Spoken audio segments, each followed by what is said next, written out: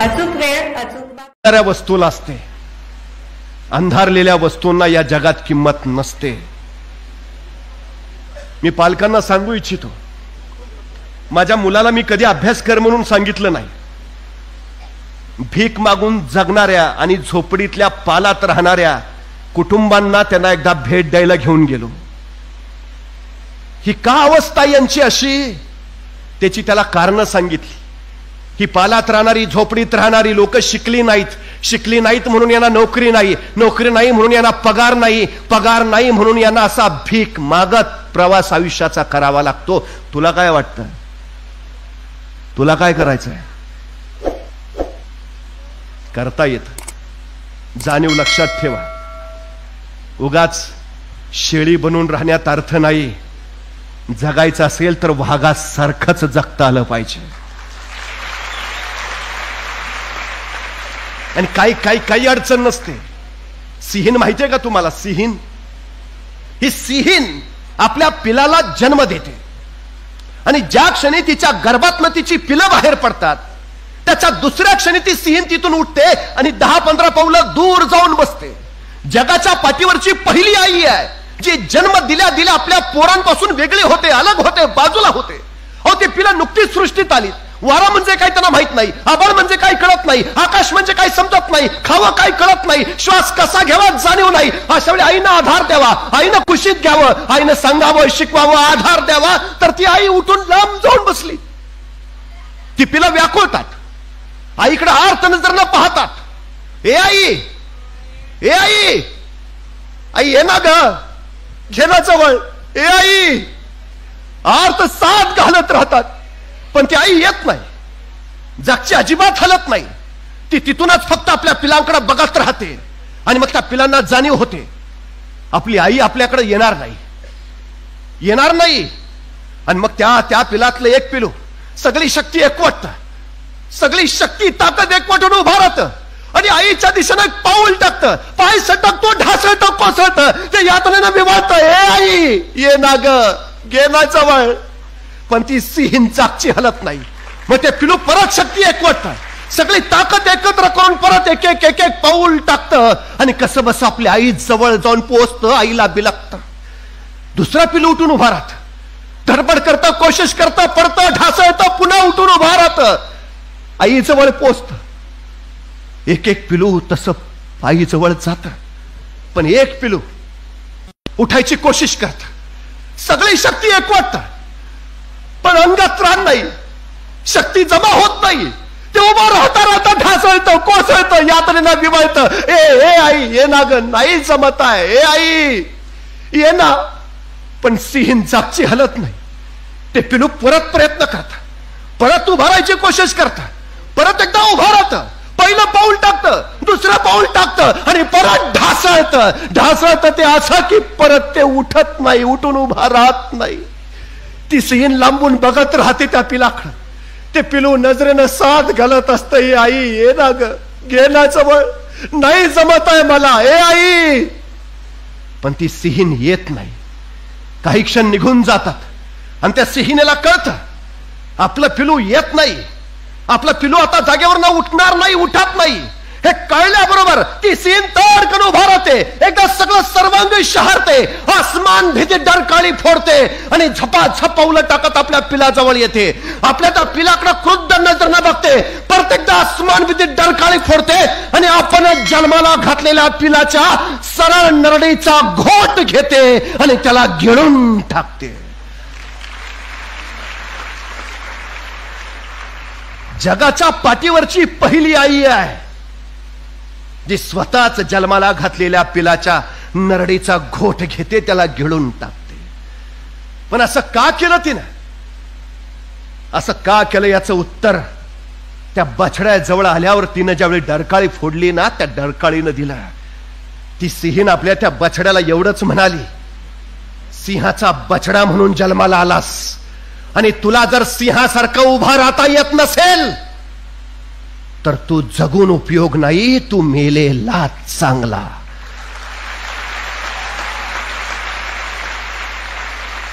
कारण सिंहाचे बछडे जगतात सिंहासारखे आणि मरतात ही सिंहासारखेच.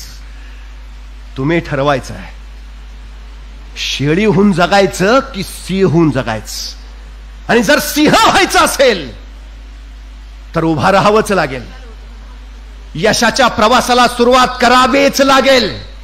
तुमच्या ज्या क्षमता कौशल्य सामर्थ्य आहे ते सगळं झोकून द्यावं लागेल. ध्येय ठरवलेल्या दिशेनं सातत्यानं पळावंच लागेल. अपार अपार कष्ट करावेच लागतील आणि त्या शिखरावर तुम्हाला पोहोचावंच लागेल. जमत नसेल संपून जा.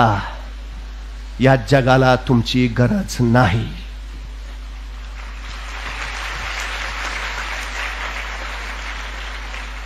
या सृष्टीचा नियम आहे.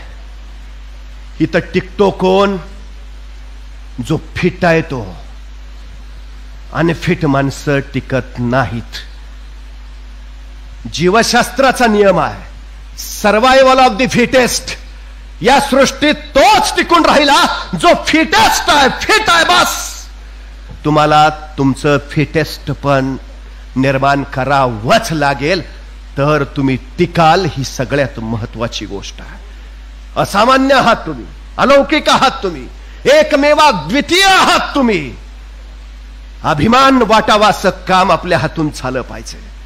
अभिमान वाटावाचं कार्य आपण निर्माण करून दाखवलं पाहिजे. नव्हे स्वतःच्या बुद्धिमत्तेवर स्वतःच्या अभ्यासावर एवढा प्रचंड विश्वास पाहिजे.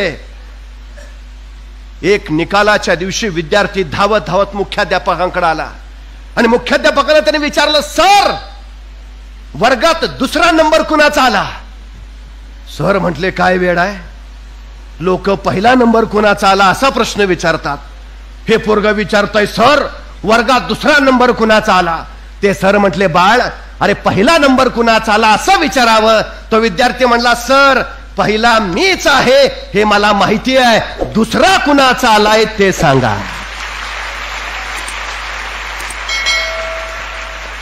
मी पहिलाच आहे, हो मी सिंहच आहे. हा आत्मविश्वास निर्माण होणं म्हणजे यश मिळवणं. ही गोष्ट लक्षात ठेवा. आणि हा आत्मविश्वास कधी येतो? स्वतःच्या क्षमतांची ओळख पटल्यावर, स्वतःचं कौशल्य लक्षात आल्यावर, स्वतःच्या सामर्थ्याची जाणीव झाल्यावर, हो हे मी करू शकतो. अभ्यासाला लागा, पण भरकटलेला अभ्यास नको, दिशाहीन नको. या जगात यशस्वी ते झालेत ज्यांनी नियोजनपूर्वक काम केलंय. छत्रपती शिवाजी महाराजांच्या यशाचं रहस्य काय माहितीये? भान राखून योजना आखाव्यात आणि बेभान होऊन त्या अंमलात आणाव्यात. हे शिवरायांच्या यशाचं रहस्य आहे. नियोजन करताना भान राखून करा. स्वतःच्या क्षमता स्वतःच्या मर्यादा जाणून नियोजन करा आणि एकदा ते केलं ना मग बेभान होऊन त्याच्या अंमलबजावणीसाठी पार पडा.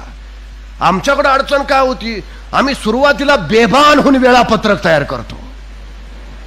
पहाटे 5 वाजता उठणे, अर्धा तास प्रातर्विधी, 5:30 वाजता पहाटेच्या रम्य वातावरणामध्ये कठीण विषय सुरुवातीला घ्यावा.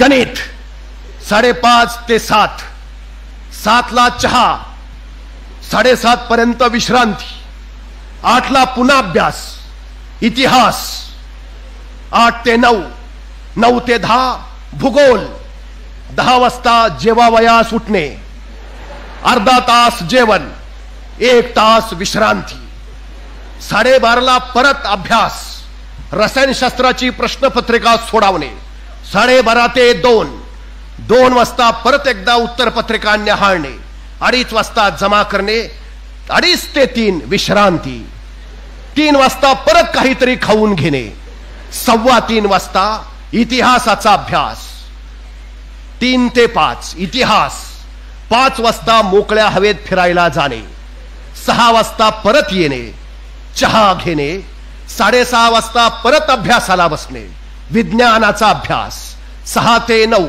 9 वाजता परत जेवावयास उठणे, 10 वाजेपर्यंत जेवणे, 10 ते 10:30 टीव्हीवरचा लागलेला कार्यक्रम बघणे, त्याशिवाय मन शांत राहणार नाही, 10:30 वाजता परत अभ्यास, मराठीचा अभ्यास करणे, आणि मग वाचत वाचत झोपी जाणे. पहाटे 5ला पुन्हा उठणे. हे पहिल्याच दिवशीचं आमचं वेळापत्रक. जसे जसे दिवस कमी राहतात तसं वेळापत्रक फार गतीनं पळत राहतं. आणि मग वेळापत्रकाची अंमलबजावणी काय? काल ठरवलेल्या वेळापत्रकानुसार पहाटे 5 वाजता उठावयाचे होते, पण रात्री मित्रानं आग्रह केल्यामुळं पानिपत बघायला गेलो. 12 वाजता परत आल्यामुळं सकाळी पहाटे उठणं जमलं नाही. मग 7:30 वाजता उठलो. 7:30 ते 8 हा विश्रांतीचाच वेळ होता, म्हणून विश्रांती घेतली. 8 वाजता इतिहासाचा अभ्यास करायचा होता, पण माझं पुस्तक सुदीप न नेल्यामुळं मला अभ्यास करता आला नाही. वेळापत्रकाप्रमाणे चालावयाचे असल्यामुळं त्या वेळेत इतर विषयांचा अभ्यास करून चालणार नाही. त्यामुळे तो वेळ मी टीव्ही बघण्यामध्ये घालवला. 10 वाजता परत जेवणाची वेळ. जेवण आज आईनं इतकं छान केलं होतं की अर्ध्या तासाच्या ऐवजी ते खायला 1 तास लागला. त्यामुळे प्रश्नपत्रिकेचा अर्धा तास त्यात आला. पण जास्त जेवल्यामुळे परत डुलकी यायला लागली. त्यामुळे हा पेपर उद्या सोडू असा विचार करून मी दुपारची शांतपणे विश्रांती घेतली.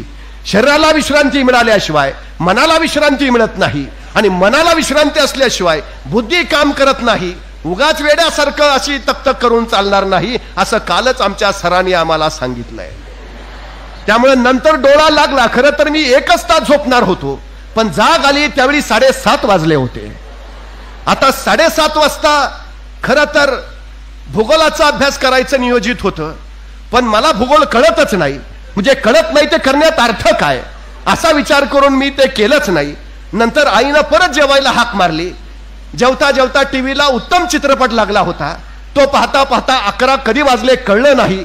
पहाटे 5 वाजता उठावयाचे असल्यामुळं आता अभ्यास करत बसत नाही. आता सरळ झोपी जातो, नाहीतर उद्या पहाटे उठणं होणार नाही.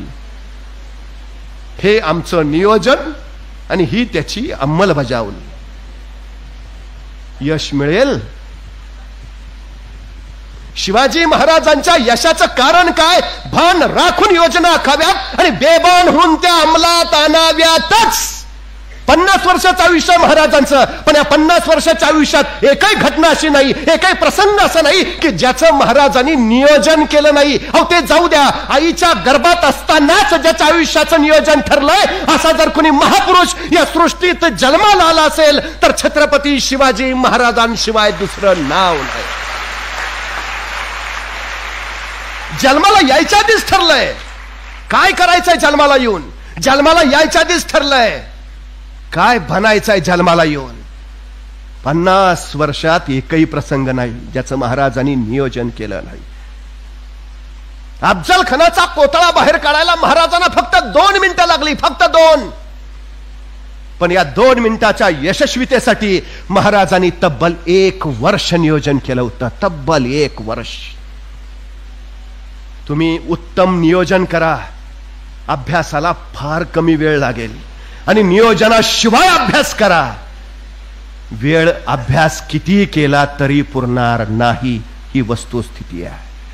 त्यामुळे खरं तर आपल्या सगळ्यांना या येऊ घातलेल्या परीक्षांसाठी, उद्याच्या उज्ज्वल यशासाठी आणि भारताच्या भावी भवितव्यासाठी जे तुम्ही घडवणार आहात त्यासाठी शुभेच्छा देतो. आपल्या सगळ्यांची रजा घेतो. धन्यवाद.